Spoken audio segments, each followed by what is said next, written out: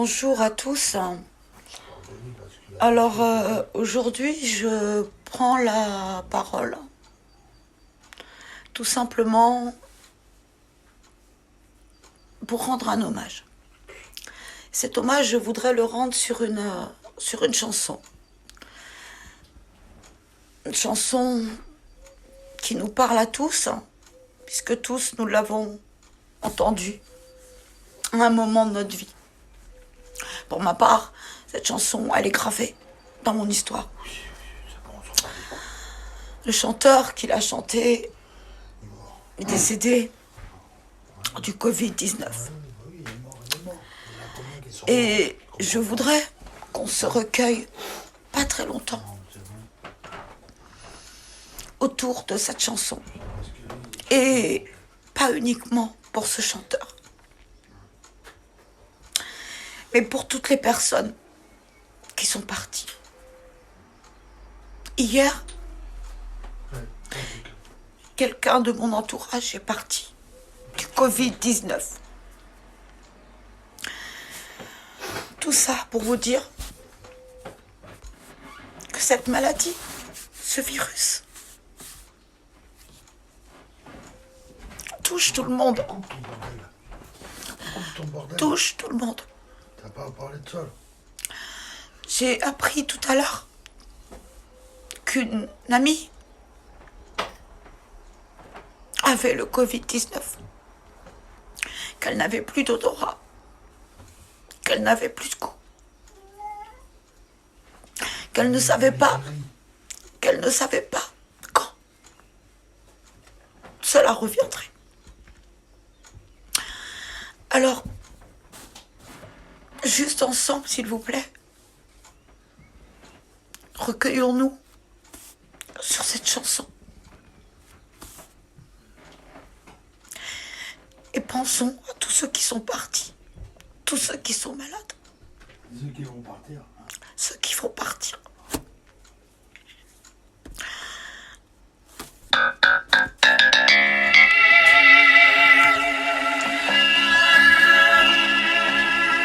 Il est 6 heures au clocher de l'église. Dans le square, les fleurs poétisent. Une fille va sortir de la mairie.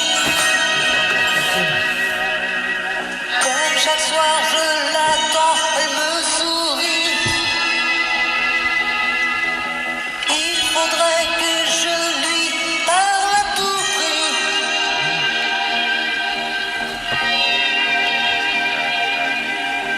Je lui dirai les mots bleus, les mots qu'on dit avec les yeux. Parler me semble ridicule. Je m'élance et puis je recule devant une phrase inutile qui briserait l'instant fragile d'une rencontre.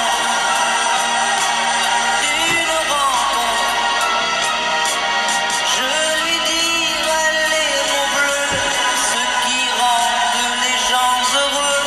Je l'appellerai sans la nommer. Je suis peut-être démodé, le vent d'hiver souffle en avril. J'aime le silence immobile d'une rencontre.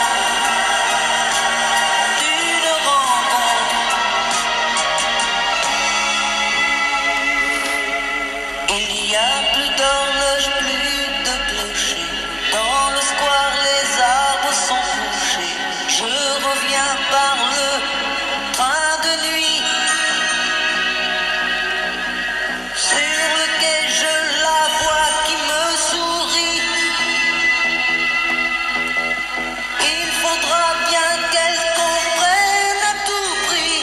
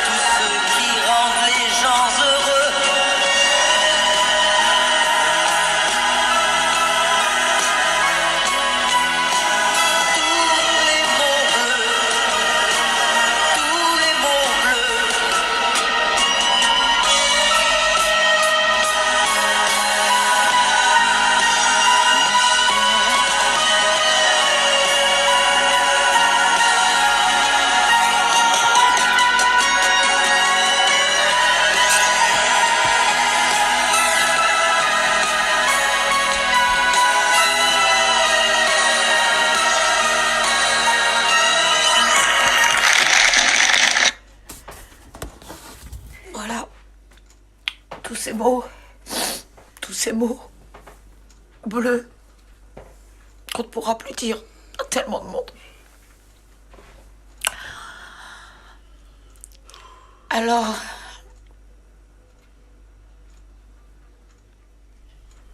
j'ai entendu ce matin, à mon réveil, 158 000 cas avérés en France. Sachant que nous n'avons pas, l'État n'a pas permis que nous ayons les moyens de tester la majorité de la population. 158 000 cas et un peu plus recensés. À l'échelle d'une population comme la nôtre, c'est énorme, sachant que ce chiffre est sous-estimé. Plus de 18 000 morts depuis le début de la pandémie.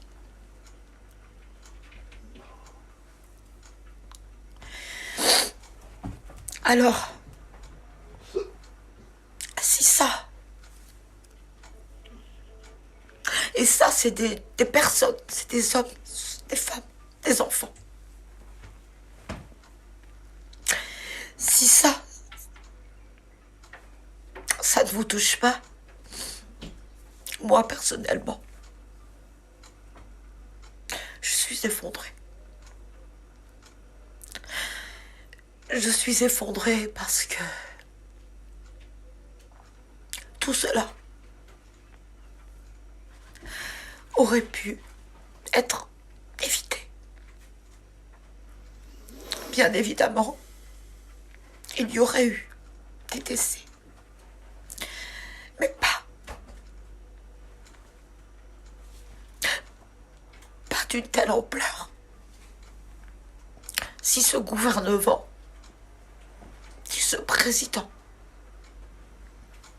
avait un minimum anticipé ce que nous savions tous dès l'annonce de ce virus en Chine. Le gouvernement, pensait-il, comme il l'a pensé, il nous l'a dit, lors de la catastrophe de Tchernobyl, le gouvernement, pensait-il, que ce virus allait s'arrêter à nos frontières. Que faisait le gouvernement en décembre? Que faisait le président de la République en décembre et en janvier et en février? La réponse, elle est simple et elle est indécente. En décembre, janvier, février, le gouvernement, le président, n'anticipait pas l'arrivée de cette épidémie en France. Ce que l'on constate, bien évidemment, aujourd'hui, face à cette pénurie drastique de masques, de gel, de respirateurs, de tests. Le gouvernement et le chef de l'État pensaient aux élections municipales, dont le premier tour a été maintenu en dehors de toute raison et à l'encontre des avis du Conseil scientifique.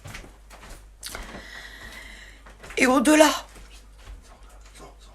puisque c'est ce qu'on m'a dit, moi, un membre de la REM m'a dit en janvier,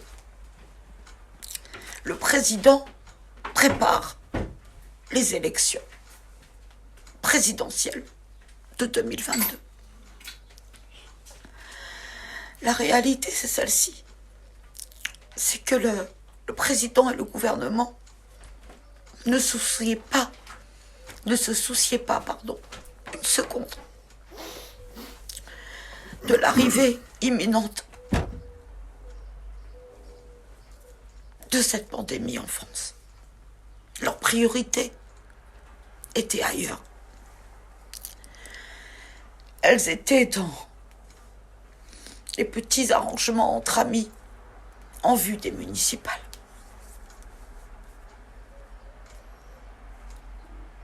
Et elles étaient dans la préparation des présidentielles de 2022. Alors j'ai pas forcément envie de crier aujourd'hui parce que je suis très émue. J'ai juste envie de partager avec vous l'émotion qui est la mienne. Et vous verrez, je ne vous le souhaite pas à aucun d'entre vous, que vous fassiez partie de mes détracteurs ou non. Je ne vous souhaite pas que les téléphones sonnent.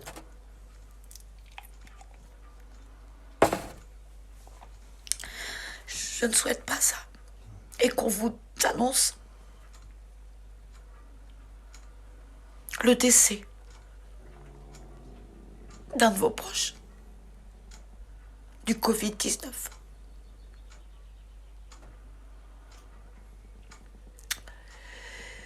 Et quand ça arrive, vous êtes à la fois extrêmement en colère et profondément triste.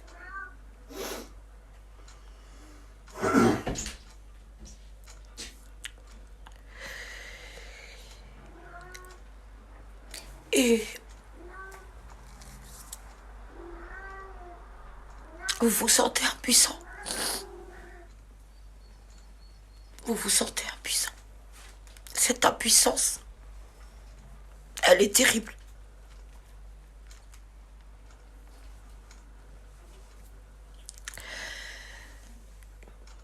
Face à ce gouvernement et ce président meurtrier, j'assume mes mots. Que pouvons-nous faire? 158 000 cas. Vous pouvez multiplier par 2, par 3. 18 000 décès. Vous pouvez multiplier par 2, par 3.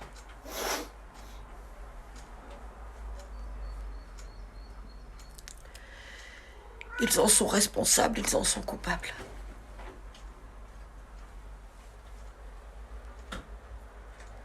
Alors il y a eu des scandales d'État au cours de cette 5e République. Il y en a eu. Mais aucun, je dis bien aucun, n'a atteint l'infamie de celui-ci. Aucun. Ces gouvernants doivent répondre de leurs actes. Ils devront, et je le souhaite le plus rapidement possible, être traduits devant la Cour de justice de la République. Ils devront être démis de leurs fonctions. Ils devront être condamnés. Le président devra être destitué. C'est un impératif pour notre démocratie et un impératif pour tous ces gens qui sont partis, ceux qui vont partir, pour les familles qui pleurent aujourd'hui, pour lesquelles rien n'est fait. Alors tous les soirs à 20h, et je ne critique absolument pas l'initiative, toute la France applaudit ces soignants, applaudit les professions qui sont actuellement en première ligne. Ça sert à rien. Mais, Ça sert à rien, c'est toute l'année qu'il faut le faire. mais, que faisons-nous pour nos défunts? Alors moi, j'ai émis une idée. Elle vaut ce qu'elle vaut. Et parce que nous sommes en deuil, un pays entier est en deuil. Et j'ai émis l'idée de mettre à nos fenêtres un petit foulard noir, un t-shirt noir, je ne sais quoi, pour montrer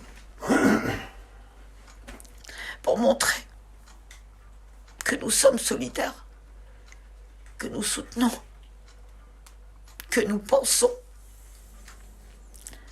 à ces personnes qui ne sont plus là.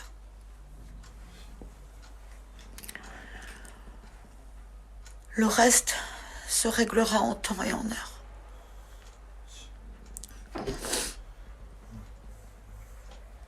Je souhaiterais, c'est le message que je souhaitais vous faire passer aujourd'hui, que cette idée de rendre hommage à nos défunts, anonymes pour la plupart, fasse son petit bonhomme de chemin et que l'on voit à nos fenêtres un foulard noir pour exprimer notre profond chagrin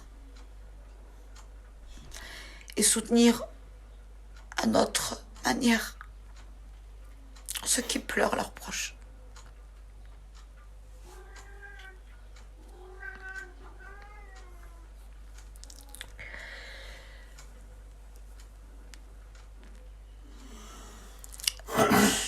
Je suis atterrée.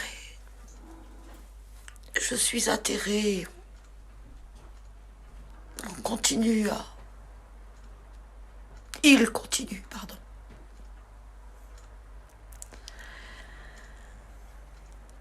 Il continue à nous parler de déconfinement. Mais le déconfinement, il est déjà en place. Je ne sais pas pour vous, mais en tout cas, ici, où je vis, les gens ont repris leur vie d'avant, sans protection. Ils sortent, ils retournent au travail. Tout ça parce qu'un guignol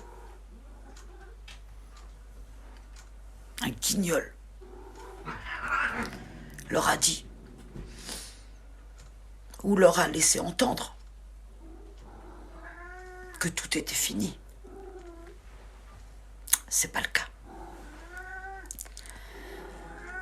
C'est pas le cas. Alors j'ai peu d'audience, je le sais, peu importe. Mais n'oubliez pas que nous sommes toujours en confinement. Respectez ce confinement. Avec 158 000 cas recensés, plus de 18 000 morts, chiffre à multiplier par 2 ou 3. Personne ne peut dire, personne ne peut raisonnablement affirmer que c'est terminé. Ceux-là sont également complices.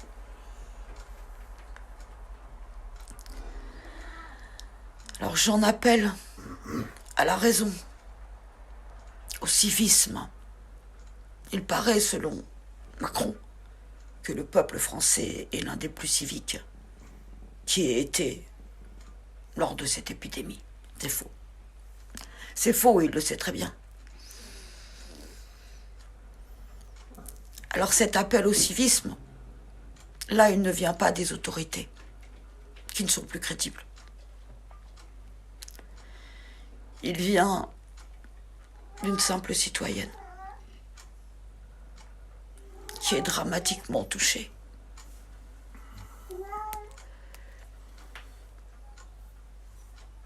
par cette épidémie. Et je ne parle pas touchée sur le plan personnel, même si je le suis. mais touché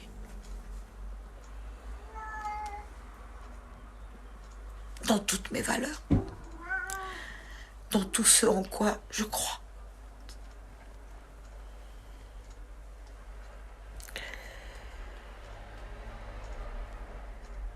Alors, si comme moi vous avez des valeurs, et je pense que vous en avez, respectez ce confinement. Ne contribuez pas à la vague qui arrivera, parce qu'elle arrivera. S'il vous plaît.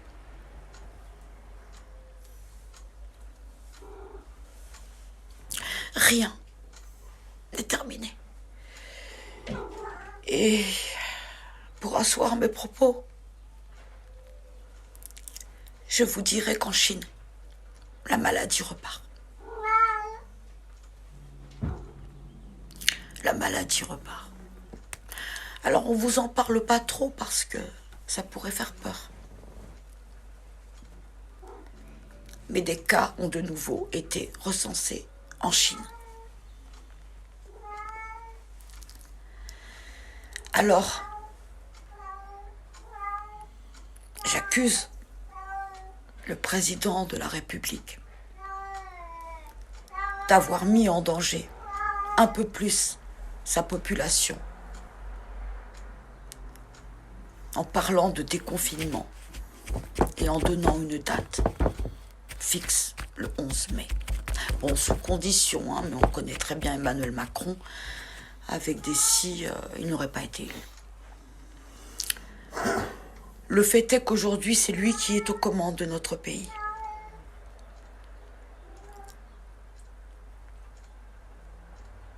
Pour quelques mois encore.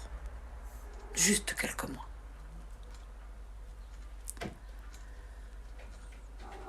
Son déconfinement est dicté par des intérêts économiques. Il n'est pas dicté par des impératifs de santé publique. Je l'ai démontré hier dans un article assez long où j'essaie de comprendre pourquoi le 11 mai.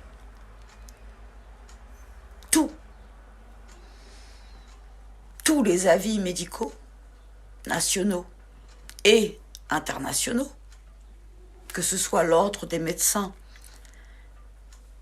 ou l'Organisation mondiale de la santé, mettent en garde contre ce type de déconfinement.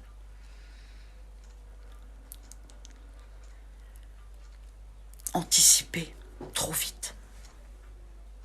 Je vous rappelle, il a fallu 3 mois.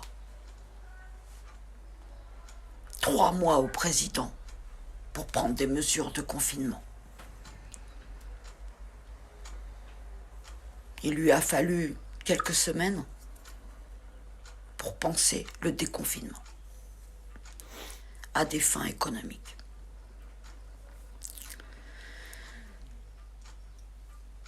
Ayez osé. Et là, je vais prononcer un mot fort que je n'ai jamais prononcé auparavant. Oser la déobéissance citoyenne. Oser. C'est aujourd'hui la seule chose qui peut peut-être sauver des vies. N'envoyez pas vos enfants à l'école à partir du 11 mai. Ne les envoyez pas. Si votre situation personnelle vous met en danger, n'allez pas au travail. Faites valoir votre droit de retrait. Obtenez des certificats médicaux. Ne vous mettez pas en danger, ne mettez pas en danger les autres.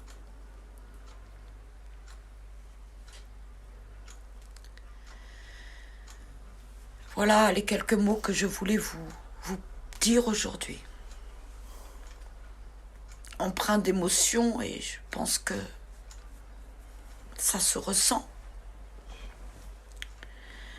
Empreint d'émotion et de colère. Aujourd'hui, l'émotion prend le pas sur la colère. Et je terminerai là-dessus. N'oubliez pas que vos téléphones peuvent également sonner. Comme ils ont sonné hier soir. Pour nous. Ce matin. Pour nous. Ces sonneries-là sont abjectes et je ne les souhaite à personne.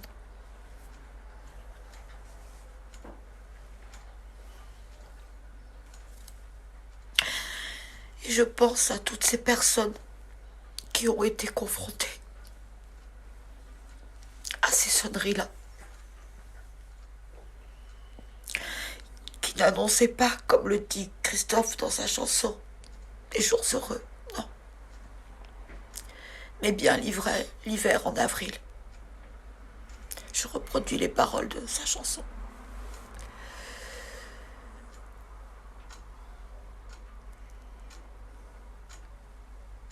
Donc, soyez citoyens.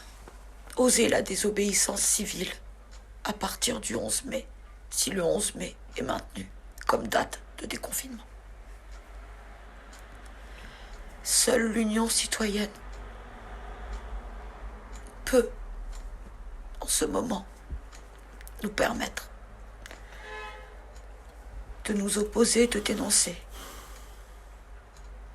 et d'avoir, nous, les gestes barrières, pas ceux du gouvernement. Les gestes barrières pour sauver des vies. Nous, on peut sauver notre vie, l'autre, il pense à rien. Je vous remercie.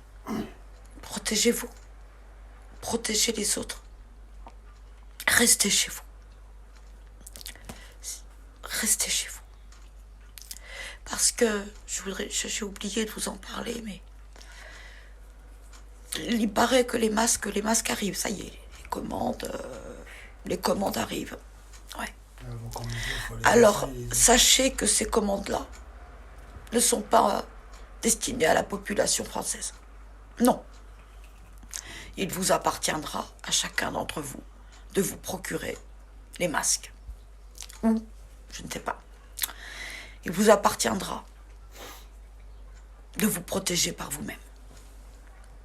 Alors, certaines mairies, certaines régions proposeront très certainement des masques à leur population. D'autres ne le feront pas. Mais les masques qui sont commandés ne sont pas destinés à la population, mais sont destinés, et ce qui est normal, à ceux qui sont en première ligne. Mais c'est insuffisant. Parce que derrière ceux qui sont en première ligne, il y a nous, simples citoyens, qui allons nous retrouver dehors, sans protection, et peut-être sans moyen de nous en procurer. Imaginez les conséquences. Je n'ose pas à l'heure actuelle les imaginer. Rien n'est terminé. Ne vous fiez pas encore une fois à la communication du gouvernement et du président. Tout est mensonge, tout est stratégie, tout est économique. Rien n'est pensé sur le plan de l'humain, de la santé. Merci beaucoup. Bonne journée à vous, dans la mesure du possible.